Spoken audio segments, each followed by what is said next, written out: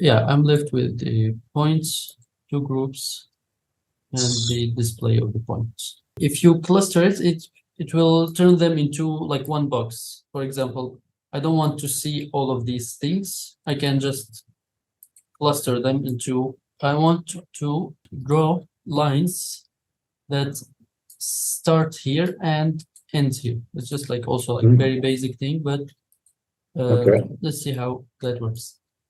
So I'll double click, and if I type line, there is this second one. You can see like line with 2 points.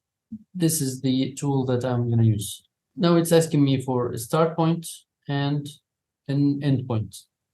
So for the start point, I'm going to plug these points. And for the end points, I'll plug these ones. What happens is it's starting, it's creating like these lines from starting, as you know, like 0, 1, 2 until 13.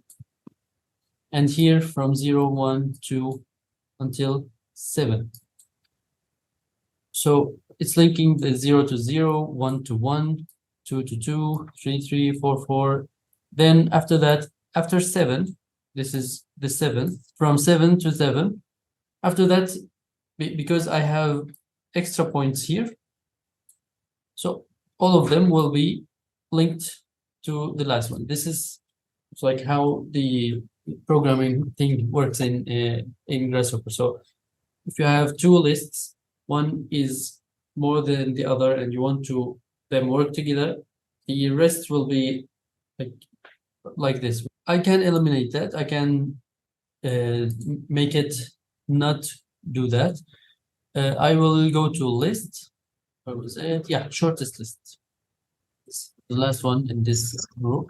As you see it here, like it's kind of like in the symbol or the icon, it's trimming the extras. So it's kind of trying to show you that what it does.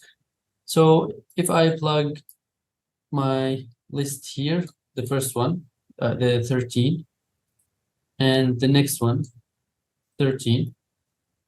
Now these lists are trimmed. It will give me like the same lists, but like this will go out from A, and this will go out from B, but these will be equal. It will not be like this. So now, if I want to show them, if I want to link them to this line creating tool, it will create me like the way I want it. So it will trim all the extras. You can, for example, say trim start. So it will get rid of the first ones and then keep these last 7. Or if you can right click and you say interpolate, for example. So it will find a way, start with the first one and end with the last one, but link the ones in between, like alternatively, I can say. How much we make it big, the first list that we have, the big list that we have, it will start still kind of find a way to make them organized. I want to make it like a little bit more complicated. So for now, bring a panel and just see how, like, what's the condition of my lists, of my, for example, points. I link them here. I see 14 points in one list. And if I link from the other panel, it's just 7 points or so. If I link these lines, I will see these are like the 7 lines that I'm having there, which are like also indicated from 0 or listed if indices from 0 to 7. Until now, this is called a simple list, because when you open a panel, you will see this dark indicator here, or dark tab here. I don't know what to call it, but it's like the parent. This is the parent of the list, and it's only one parent with a lot of childs. I can say, like, these are the regular simple list. Okay. Now for the more complex one, I will just call a divide curve again. The same thing that we used before, but this time I will link it to these lines. So each one of these lines is going to be divided again. For the count, I don't want to make it like very complex. I can make it 5, and let's see how this one looks. So if I grab a panel, link it here from these points. Now, like one thing is different, like which is from the previous ones. You can see here the line or the connection type, line type is like connected line, but this one is like dashed one because it's telling me that I'm not only having one list, I am having now like a list of lists. It's like I'm having this first list, this second list, this third, and it goes. What are these and how can I deal with them? The thing is, since now I have inside like one list, for example, this is list number 0, and this is list here number 1, number 2, and so, but in 0, I have 6 items, 6 points, which are these ones, 1, 2, 3, 4, 5, 6. All of them divided my first line. So this is like the line number 0, which with the 5 childs that, or the 5 children that he has. The number 1, which is this line, it will have again like from 0 to 5. This one will have from 0 to 5. This one will have 0 to 5, and that's how we will end up with, I don't know, over 350 points in all of them. I'm not sure if that's correct. Or 35, sorry, 35. Let's use this point preview to just also like to preview this or like show it on as numbers. So now if I link it, I can see that all of them is just like I mentioned, 0, 1 to 5, 0, 1, 2 to 5, 0, 1, 2 to 5, and so. This here is called a tree. It's like this is the main tree, and each one of them is a branch, and each branch has leaves. So now I have leaves. To deal with these kind of data is to like all of these like dealing with these data is under this tree. You can do all of these things to this type of data. For example, I can say flip matrix, which is not very obvious until we use it.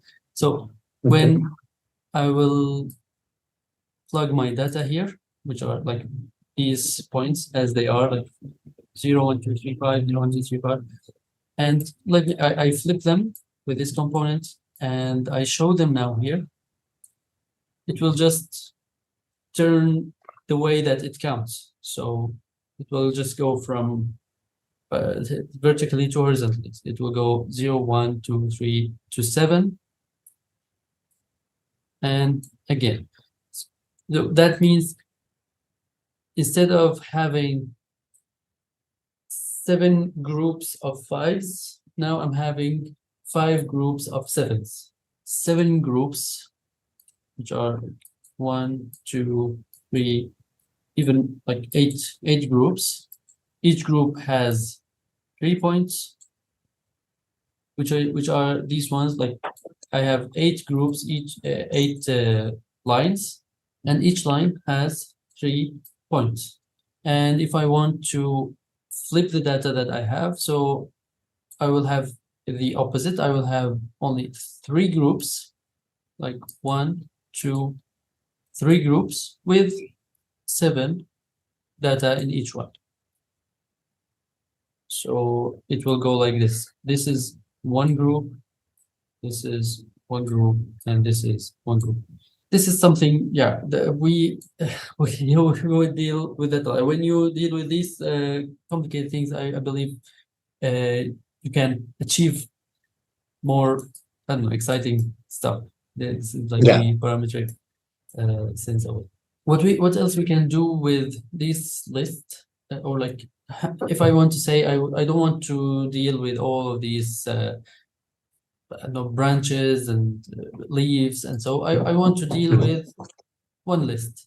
This command here that is used a lot, it's flatten tree. So if I bring this here from my original division in all of the points, I link here to the flatten. Now the output list, if I link it to the visualization, I will see that all of these points are now only one list. So now it's not saying that, it's not counting like 0, 1, 2, 3, 0, 1, 2, 3, 0, it's counting like from 0 until the end. So now with flatten, if I link to this panel, I can see it's all one simple list. So this is the flatten, what flatten does. There's more complex stuff like entwine, if you want to take the first one and the from each one and mix them together in some pattern. Graft, if you want, like for example, graft is the opposite of flatten. So if I link this here and show this list, I can show it also like here in the panel.